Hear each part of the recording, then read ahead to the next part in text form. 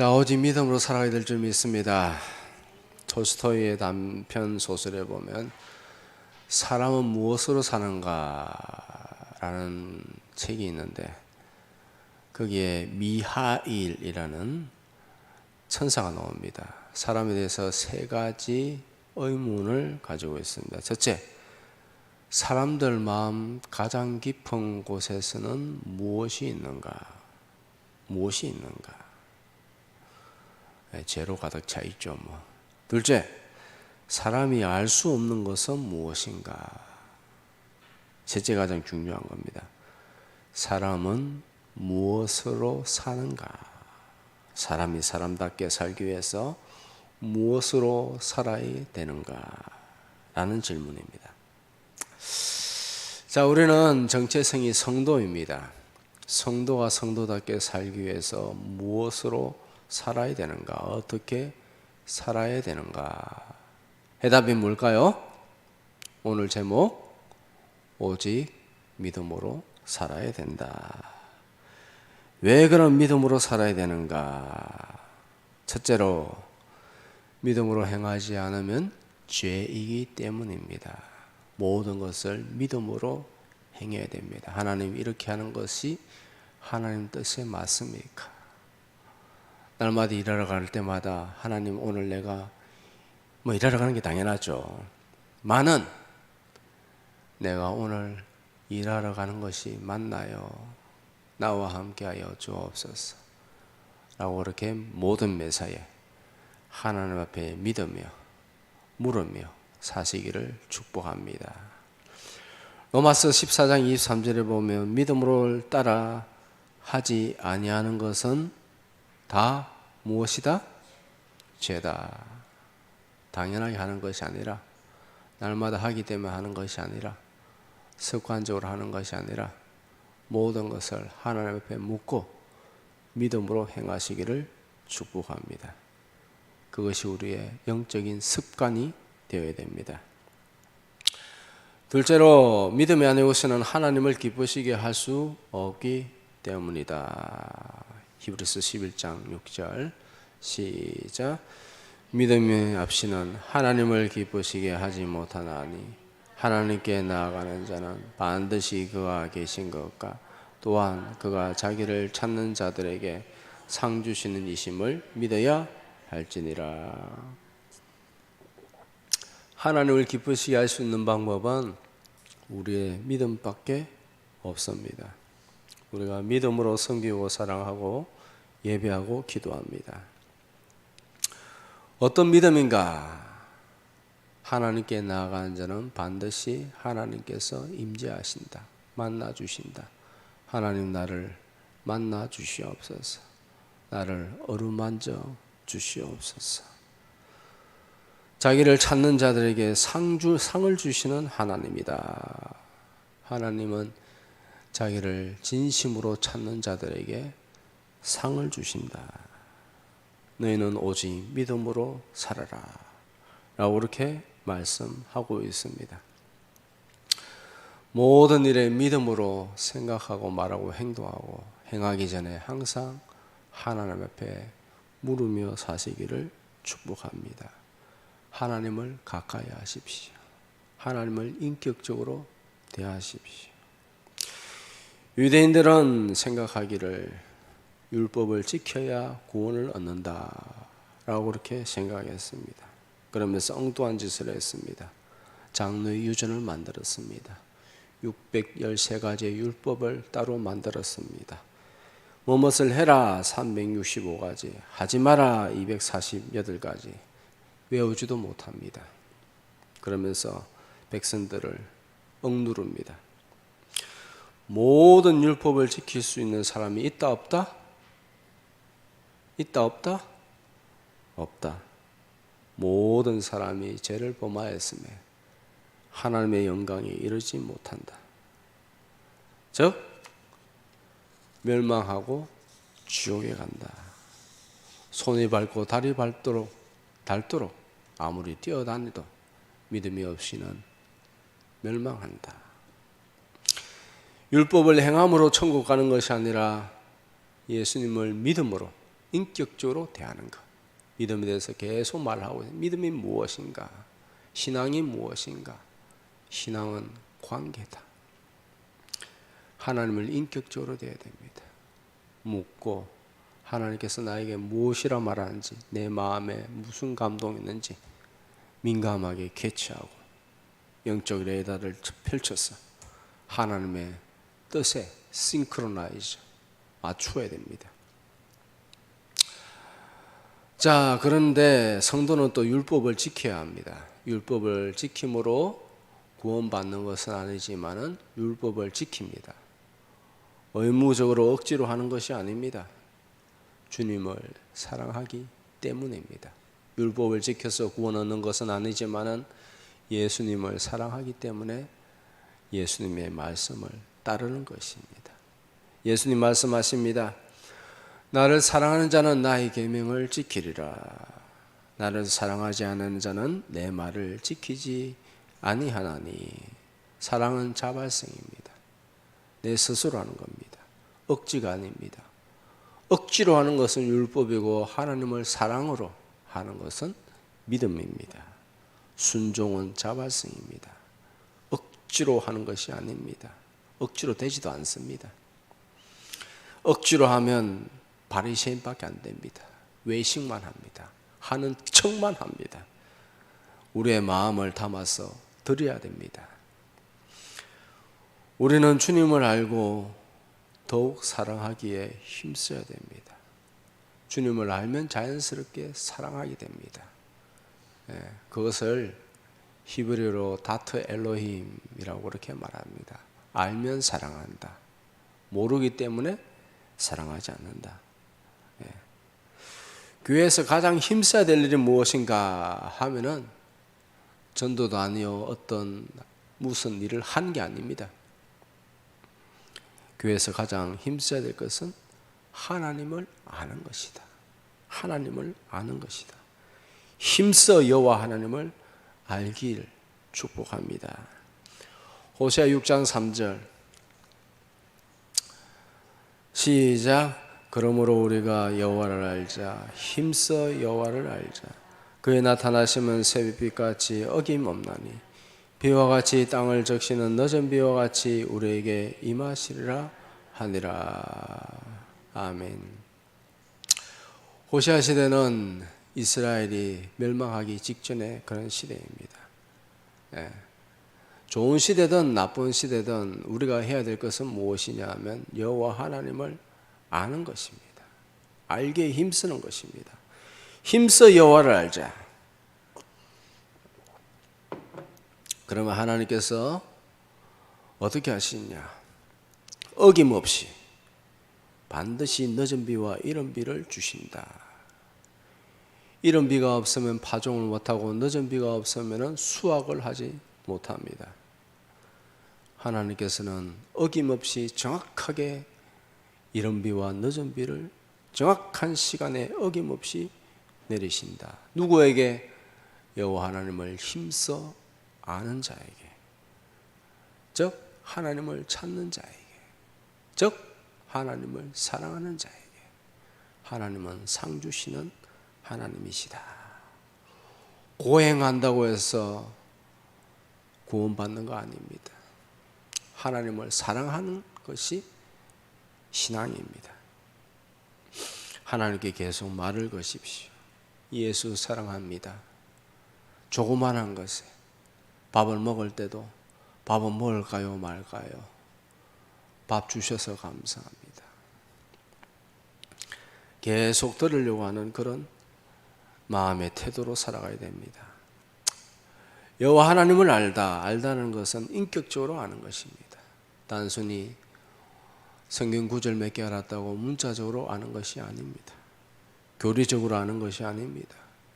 하나님의 마음을 알고 하나님을 이해하고 하나님의 마음을 헤아리고 이 땅을 향하신 하나님의 마음이 어떨지, 순종하지 않은 자들을 향한 하나님의 마음이 어떨지, 우상 숭배하는 교회를 보면서 하나님께서 얼마나 아파하실지, 내가 죄를 지으면 하나님 마음이 얼마나 아플까.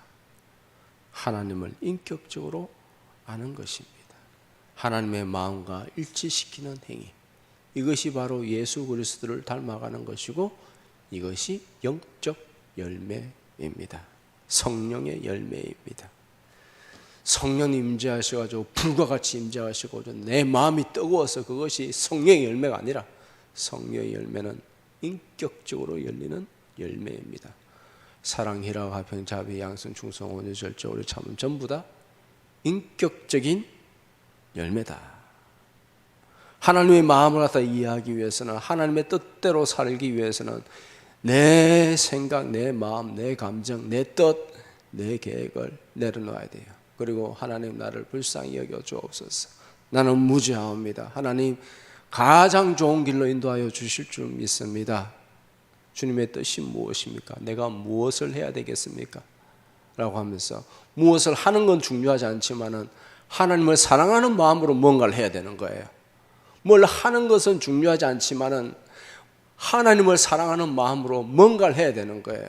내가 무조건 하는 것이 아니라 하나님 사랑하는 마음으로 주님이 하라고 하는 것을 순종하며 하는 것이 중요하다는 거예요. 그래서 중요한 것은 하는 게 아니라 하나님 사랑하는 마음이 첫째요. 사랑하는 마음이 있다면 그 일을 주님께서 원하시는 것을 하는 거예요. 아시겠죠? 한다고 해서 구원이 이루어지는 것이 아니라 하나님을 사랑하기 때문에 순종함으로 구원이 이루어지는 거예요. 구원이 완성되어지는 것입니다. 하나님은 우리가 지지복도 없이 그냥 찔찔대면서 살기를 원하십니까? 하나님 그런 거 원하지 않습니다. 하나님은 우리가 정말 주님 안에서 행복하게 살기를 원하신다는 사실을 믿으시기 바랍니다. 오늘 본문의 사도 바울이 믿음에 대해서 설명하는데 믿음을 가장 잘 설명하기 위해서 누구를 예시로 드냐 하면 아브라함입니다. 왜냐하면 아브라함의 별명은 믿음의 조상입니다. 믿음의 조상이다. 믿음의 표본, 믿음의 기준, 그렇게 말을 할 수 있겠죠. 아브라함처럼 너희가 살아야 된다. 그럼 아브라함은 어떤 믿음을 가졌느냐? 바랄 수 없는 중에도 하나님께서 하신다. 전능하신 하나님이다. 라는 사실을 믿었다. 전능하신 하나님이시다. 라는 사실을 믿었다. 17절 시작. 기록된 바 내가 너를 많은 민족의 조상으로 세웠다 하신가 같으니 그는 믿은 바 하나님은 죽은 자를 살리시며 없는 것을 있는 것으로 부르시는 이시니라. 아멘. 아브라함이 믿었던 하나님은 어떤 분인가? 죽은 자를 살리시는 하나님, 없는 것을 있는 것처럼 부르시는 하나님, 죽어도 살리는 부활의 하나님, 없는 것을 있는 것처럼 그렇게 부르시는 전능하신 하나님, 그리고 오늘도 여전히 살아계셔서 역사하는 줄 믿으시기 바랍니다. 4,000년 전에 역사하신 하나님, 2,000년 전에 십자가에서 죽으신 하나님, 지금도 살아서 역사하는 줄 믿습니다.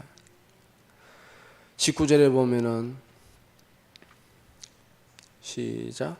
그가 백선하되어 자기 몸이 죽은 것 같고 사라의 태가 죽은 것 같음을 알고도 믿음이 약하여지지 아니하고 아브라함이 100세, 사라는 90세 아이를 낳을 수가 있어요, 없어요? 경수는 끊어지고 아이를 낳을 수가 없습니다. 모든 사람이 아브라함의 믿음을 비웃었습니다. 웃기고 있네. 야, 적당히 좀 해라. 90세가 무슨 아이를 낳냐. 에이, 적당히 해라. 네가 무슨 부자가 됐냐. 가지고 있는 것도 아무것도 없으면서. 야, 적당히 해라. 그러나 아브라함은 바랄 수 없는 중에도 하나님의 약속을 붙들었다.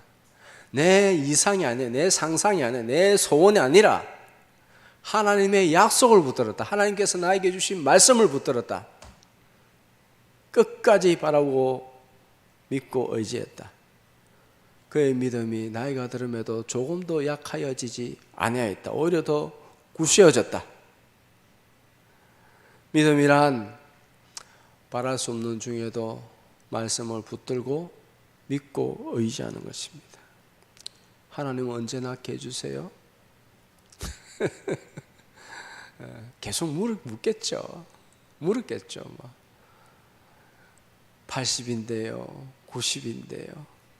물론 중간에 인간의 힘으로 해결하고자 했죠. 그때 많은 문제가 생겼습니다. 자, 가능한 것을 믿는 것은 믿음이 아닙니다. 상식입니다. 우리는 상식이 아니라 믿음으로 살아야 됩니다.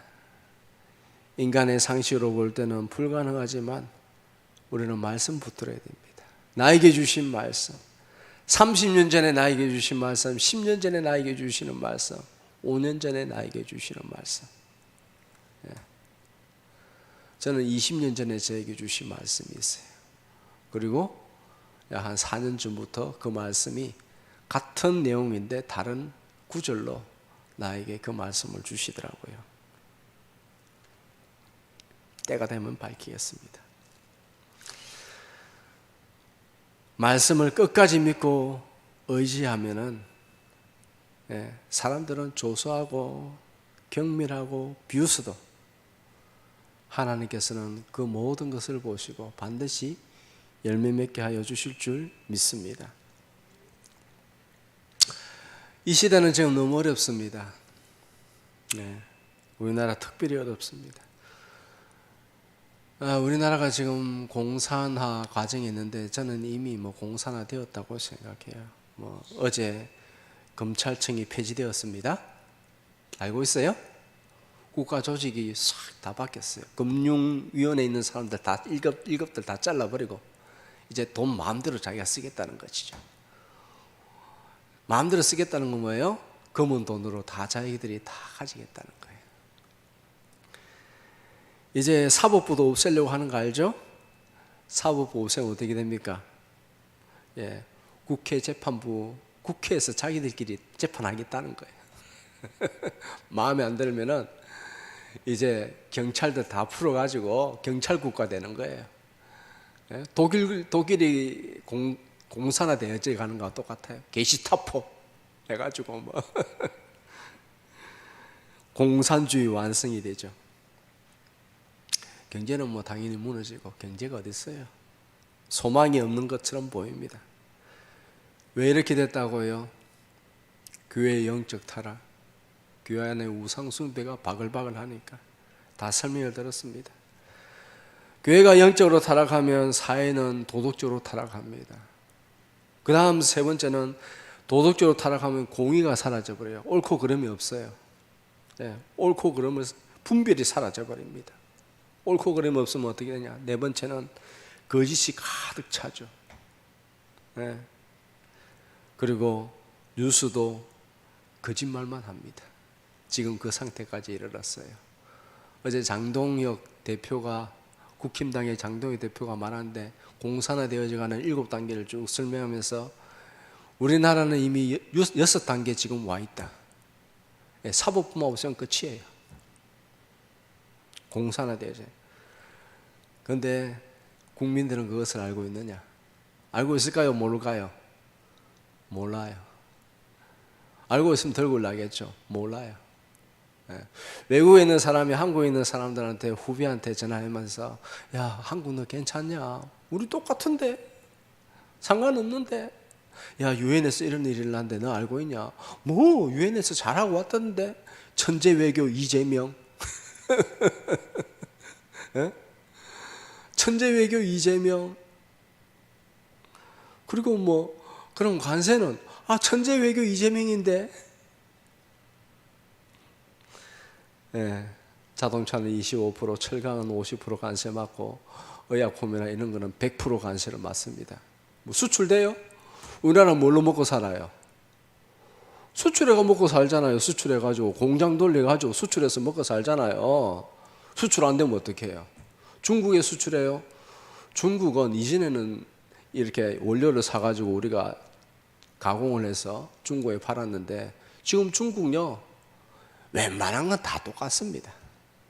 가격 덤핑 해가지고요 더 싸게 만들어가지고 우리나라는 이 중국하고 제조업에도 밀려버려요. 질적으로 좀 좋은 걸 갖다가 뭐 삼성 반도체나 이런 걸 질적으로 해야 되는데 그걸 갖다가 어디 팔아요? 주로 어디 팔아? 주로 미국에 팔지. 근데 거기서 그냥 관세 맞아버리면 뭘 수출해서 뭘 먹고 살겠어요? 자, 이런 상황에서 우리는 뭘 해야 됩니까? 하나님께서 우리의 기도를 들으실 줄 믿습니다. 개인적으로 해야 될 것은 과거와 동일합니다. 신앙의 본질은 바뀌지 않습니다. 신앙은 주님과의 관계입니다. 주님과 마음과 마음이 맞으면 주님께서 한순간에 해결하여 주십니다. 생각지도 못한 방법으로, 도무지 상상도 못한 방법으로 하나님께서 해결하여 주십니다. 그래서 우리가 정말 해야 될 것은 무엇이냐면 주님께서 원하시는, 주님과 정말 인격적으로 마음이 통하는 사람이 되어야 된다.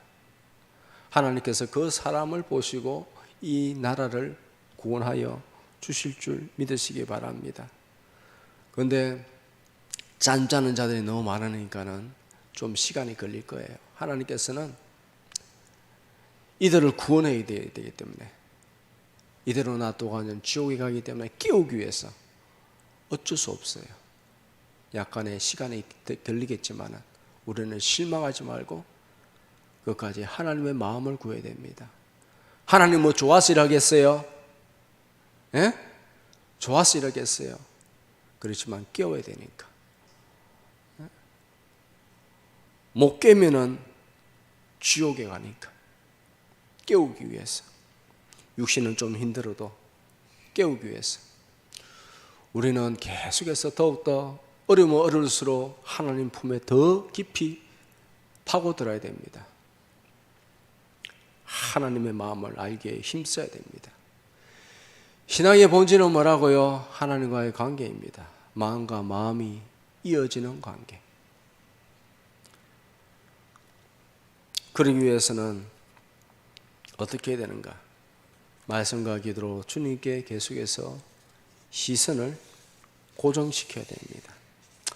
모든 환경을 넘어서 주님을 주셔야 됩니다.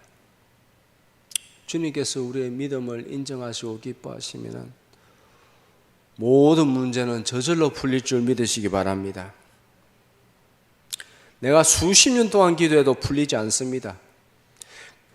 왜 안 풀리느냐? 주님께서 나에게 원하시는 이 정도까지 올라가려면 각자에게 원하시는 믿음의 수준이 있어요. 주님은 나에게 원하는 믿음의 분량이 있고 여러분들 각자에게 원하는 분량이 있습니다. 그 정도 수준까지 올라가야 문제가 풀리는 거예요. 해결되어지는 거예요. 내가 억지로 풀 수 없어요. 하나님께서 보시고 우리의 믿음의 수준을 따라서 그때그때 해결해 주신다. 나도 모르게 풀려요. 풀려져 있어요. 그런 가운데 우리가 계속 연단을 받고 그러면서 믿음이 계속해서 성장하는 것입니다. 하나님은 우리의 믿음을 보고 역사한다는 사실을 믿으시기 바랍니다. 우리의 믿음 가운데서 주님께서 역사합니다. 내가 억지로 문제를 못 풀어요. 인생 살면서 문제들이 많고 퍼즐들이 많고 어렵습니다. 어떻게 문제를 해결해요? 내 스스로 할 수 있어요? 아니요. 하나님께서 생사화복을 주장하신다. 하나님께서 우리의 믿음을 달아보십니다. 사건을 어떻게 달아보시냐면 사건을 던져놓고 그 사건을 어떻게 대하느냐. 이 사건을 가지고 하나님 앞에 나와서 하나님 이것이 뭔가요? 어떻게 해야 되나요? 하면서 하나님께 물어야죠. 그러면서 계속 하나님께 묻고 그러면 하나님께서 대답해 주세요. 문제가 아니라, 문제 자체가 문제가 아니라 하나님께서 왜 그 문제를 제출하셨는가? 생사화복을 주장하시는 하나님, 이게 아주 중요해요. 살리기도 하지만은 믿음으로 살아가지 하나님을 살지 못하고 오히려 하나님을 대적하는 자는 죽여버리는 하나님. 하나님은 사랑의 하나님이지만은 두려우신 하나님. 지옥을 누가 만들었다고요? 마귀가 만들었어요. 예? 마귀가 만들었어요. 마귀가 그거 들어갈 건데 지가 들어갈 걸 갖다 지가 만들어서 거기서 고통당해요. 만들 능력도 없거니와 하나님이 만들었어요. 두려우신 하나님, 죽이시기도 하시는 하나님. 우리의 믿음을 보고 주님께서 해결해 주십니다. 왜 이렇게 하느냐? 자, 오늘 9월 28일에 보니까 잘하였도다 착한 종이여, 내가 지극히 작은 것에 충성하였으니 열골 건세를 차지하라. 지극히 작은 것에 충성했으니 열골 차지해라. 네. 사람들은 큰 거 뭐 화려해야 뭐 큰 건 줄 아는데 안 그렇습니다. 제 설교를 들으시는 분은 물론 여러분들도 들으시지만은 제 설교를 들으시는 분은 하나님입니다. 내가 빛을 발하는 거예요. 말씀은 빛이에요. 주님의 뜻대로 말씀을 전하면 빛이 발해져요. 하나님께서 들으시고 기뻐하시고 응답하시는 거예요. 설교 행위도 하나님 앞에서 하는 것이고 하나님께서 인정하셔야 되는 것이고 여러분들의 삶도 하나님께서 인정하셔야 되는 거예요. 아시겠죠? 사람들 앞에 하는 게 아니에요. 하나님을 주시하는 거. 베드로가 물 위를 걷는 특별한 기적을 체험했습니다. 예수님이 허락하셨죠. 물 위를 걸어오라. 오라! 말씀을 의지하여 물 위에 걸었습니다. 오라고 하지 않은데 지가 나 믿음 좋다고 해가지고 물 위로 걷는 그런 천치 바보 같은 인간들이 있어요. 과거에 들었던 얘기예요. 수십 년 전에 들었던 얘기예요. 어떤 일이 있었냐면 여름철, 비 오는 여름철입니다. 산에 기도원에 가서 여름철에 열심히 금식 기도했습니다. 금식 기도하고 나서 그 권사님이 이제 집으로 내려오는데 비가 확 오더래요. 옆에 몇몇 사람들과 같이 걸어갔어요. 비가 확 오더래요. 근데 어떤 권사님이 자기가 이제 금식 기도하고 나서 나 믿음이 좋다. 막 그냥 물론 뜨거웠겠죠. 근데 물이 확 불을 불어가는데 그걸 갖다가 그 사람이 나는 물이도 그럴 수 있겠어 하면서 물 위를 막 그렇게 걸어갔어요. 그분 죽었을까요? 살았을까요?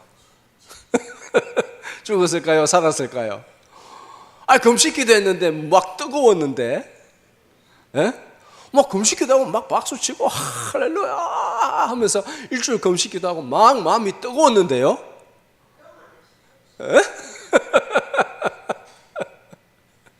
교만이죠. 맞아. 우리 집사님 참 똑똑하시네. 맞아. 교만. 영적 교만. 예수님께서 오라고 했어요? 오라고 하셨는데 지 혼자 그냥 막 내 마음이 뜨겁다면서요. 그게 믿음이라고 했어요. 믿음은 내 감정을 근거로 하지 않아요. 내 생각을 근거로 하는 것이 아니에요. 내 소원이 아니에요.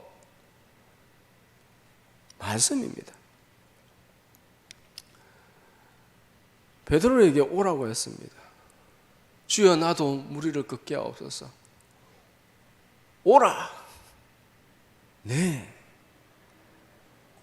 예수님만 보고 걸어갔습니다. 그런데 갑자기 베드로가 물에 빠집니다. 왜 그랬을까? 왜 빠졌을까? 말씀대로 했는데. 말씀대로 걸어갔는데 왜 빠졌느냐? 자, 믿음이 약해져서 그런데요. 마태복음 14장 30절. 시작. 바람을 보고 무서워 빠져가는지라 소리질러 이르되 주여 나를 구원하옵소서. 베드로가 물에 빠지기 시작한 것은 왜 그러냐면 예수님 보고 걸어갈 때는 무리를 걸어갔는데 바람을 보니까는 무서워 빠져가는지라. 우리의 믿음이 침체되는 이유도 마찬가지입니다. 문제에 집중하면 문제에 빠집니다. 내가 당하는 고난에 집중하면 자기 연민, 아이고 내 불쌍하다, 아이고 자기 연민에 빠지고 영적 침체에 빠져버립니다. 우리는 모든 환경 속에서 주 예수 그리스도를 바라보아야 될 줄 믿습니다. 사탄은 예수님을 보지 못하게 만듭니다. 하나님께 집중하지 못하게 만듭니다. 이것이 영적 전쟁입니다. 모든 상황 속에서도 예수님의 눈동자를 주셔야 됩니다. 십자가에 달리신 예수 그리스도, 나를 보시는 그분의 눈동자, 그것이 믿음입니다. 둘째, 하나님의 전능하심과 신실하심을 믿었다. 23절 24절 시작. 그에게 의로 여겨졌다 기록된 것은 아브라함을 위한 것이 아니요 의로 여기심을 받은 우리도 위함이니 곧 예수 우리 주를 죽은 자 가운데서 살리신 이를 믿는 자니라. 아멘. 하나님께서 우리에게 아브라함과 같은 믿음을 원하십니다. 아브라함의 믿음은 불가능한 조건에서도 하나님의 약속을 끝까지 붙들고 하나님이 신실하시다, 전능하시다 라는 사실을 믿었습니다. 사도 바울이 믿음을 설명하면서 아브라함을 소개하고 있습니다. 왜 그런가? 이것은 아브라함만 위한 것이 아니라 우리도 아브라함의 믿음을 가지면 하나님께서 아브라함과 같이 대우해 주신다.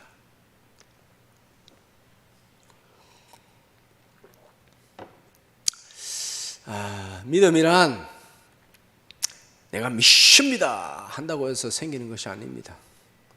내 알겠어 시작되는 게 아니에요. 말씀과 기도로 예수님의 십자가를 바라봐야 됩니다. 십자가를 바라볼 때에 나를 향해 눈물 흘리시는 예수님, 나를 애처롭게 안타까움으로 바라보시는 예수님, 내가 걱정 근심하면은 왜 그러고 있냐, 내가 모든 걸 담당했다. 믿음이란 믿음의 주요 우리를 온전케 하시는 예수 그리스도를 바라봐야 됩니다. 바람을 보면 두렵습니다. 환경을 보면 두렵습니다. 이 나라를 보면 앞으로 어떻게 될까 참으로 근심 걱정입니다. 그러나 모든 상황 중에 예수님의 눈동자를 바라보면 내가 왜 이렇게 해야 되는지, 주님께서 왜 이렇게 하셔야 되는지 주님의 안타까운 마음을 우리가 느낄 수 있습니다. 개인적인 하나님과의 관계, 그게 믿음이죠. 사도 바울은 복음을 전하면서 엄청난 고난을 당했습니다. 그럼에도 그의 눈에는 오직 예수님만 보였다. 왜 그렇게 죽으라고 복음을 전했느냐? 예수님의 마음이 느껴지니까, 나를 향한, 우리를 향한 사랑, 그리고 그러면서 예수님을 사랑하는 마음으로 모든 것을 감당했습니다. 예수님과 공감했습니다. 엄청난 고난을 당했지만은 예수님의 사랑이 나를 강권하는도다.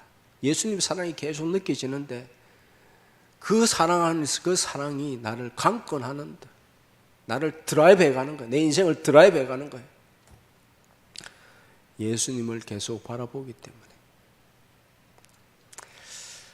말씀을 마치면서 광야 인생의 본질은 믿음의 훈련입니다. 즉 예수님의 눈을 계속 의식하며 응시하며 예수님의 마음을 느끼고 공감하는 것입니다. 예수님과 계속 대화를 시도하십시오. 주님, 내가 거기 가야 되는데, 물론 가야 되죠. 가야 되는 건 맞지만은 그래도 물으십시오. 내가 가야 됩니까? 내가 산책을 나가고 싶은데 산책 나가도 될까요? 밥은 묻는 건 당연하지만은 밥을 먹어야 될까요? TV 보는 것도 뭐 어떤 면에서는 하나님께 즐기라고 했으니까 TV 봐야 될까요? 계속 물으면서 그것이 습관화되어 주님과 동행하기에 힘쓰며 주님의 마음을 더욱더